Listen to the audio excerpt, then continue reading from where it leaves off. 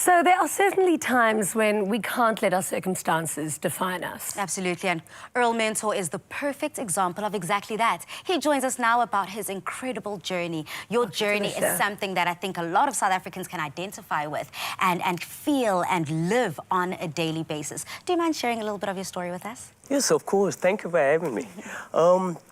I've been actively involved in the social and personal development industry for the past 18 years, just planning, writing, and initiating youth empowerment programs in order to bring about positive change, particularly within high-risk communities. So that, and just the fact that I'm healing from my past trauma and how I find sensible ways to heal and be more and live more and do more. We certainly know that the Cape Flats is no picnic.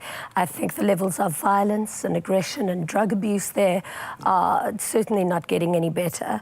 Your upbringing there was certainly very, very dramatic, and then kind of took a turn, which then encouraged you to change your life. What happened? Tell us a little bit about your reality from life on the streets to cleaning up your act, so to speak. I think the transformation happened when I observed the make and break of our people.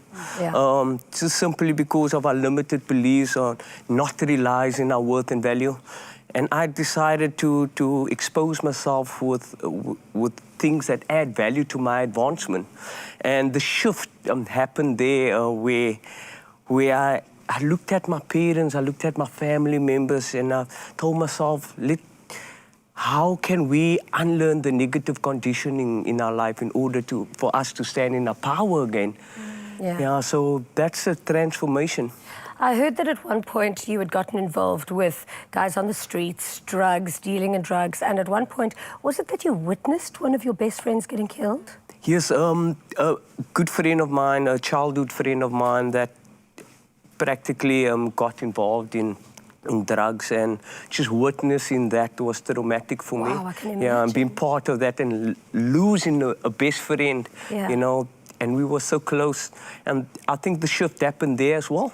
And now you've decided to take all your experiences and the trials and tribulations and, of course, the triumphs as well, and you've compiled an incredible book.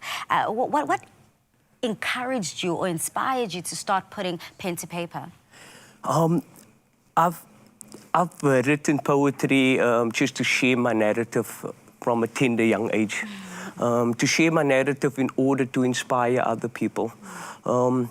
Poetry basically saved my life because I've felt the need that it's important for us to share our narrative. And putting pen to paper has been amazing for me, and I've been in the hip-hop industry as well, and getting onto stages just to engage people positively. And poetry and hip-hop literally saved my life. Well, listen, I'm a huge fan of poetry and a huge fan of hip-hop. In fact, I've often said that Eminem is the Shakespeare of our generation, because you can read a lot of good hip-hop songs, and if you just read them, they read like poems. But you've written this amazing book, of course, Cape Flats Karma, Biography of a Coloured Seed. What made you write it? And the way that you've structured it and put it together is quite unique. Take us through your amazing book. Okay, so I've stayed with different guardians growing up, always trying to search for love in my life. I've adapted the form of self-hate growing up simply because I've observed the pain and despair in the lives of my people residing within our high-risk communities. And this book simply highlights the plight of the beautiful people and the resilient people that reside within these communities.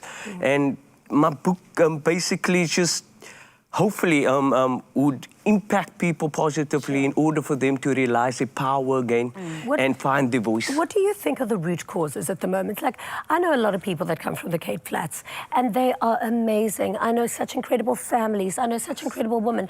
And then I pick up a paper and I hear about kids, little kids, being shot in the firing lines of gangsterism, so much drugs. What is the problem? What is the core problem, do you think?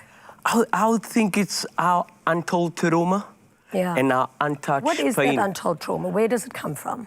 It's a trauma that it's a seed of futility, that you've been told all your life that you are worthless, that you've been labeled negatively, and that label's went to go sit somewhere. And we are easily negatively triggered by people, places, and things within our communities. And I think the root causes is our self-hate. We need to find self-love again. So, yeah, that's my mission. It's such a societal issue throughout the whole of South Africa, I think. You know, when you start treating people like they are dogs, don't be upset when they turn and bite your hand. And, you know, we do, as a whole society in South Africa, need to learn patience and understanding and tolerance with each other. So I suppose this is what your book aims to begin. I want to know a little bit about the work that you do with Team Rise. Okay, so Team Rise, I founded the life coaching company called Team Rise Life Coaching Seminars. I was fortunate enough to partner up with various organizations locally and internationally. And Team Rise is basically just to help people realize their worth and value, first of all, as well as engage people positively and facilitate compassion and empathy in order for us to heal as a people. And of course, it's obviously doing so well. You know, Bishop Tutu loves it. And you got to meet Obama. Yeah. Tell me about that experience. Oh, that was an amazing experience. Obama is quite engaging. No, he is. I mean, he's Obama, for goodness sake. Yeah, of course. A home embrace. What did he say to you? Yeah, I've been amplifying the work and legacy of Nobel Peace Laureates for the past 6 years. Yeah, which pass on the skills, wisdom, and spirit they embody.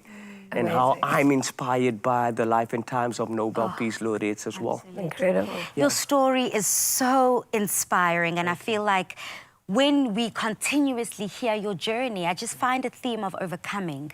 Continuously through every story you've overcome. But overcoming practically looks a lot different to when you're sitting at home wanting to find yourself on the other side.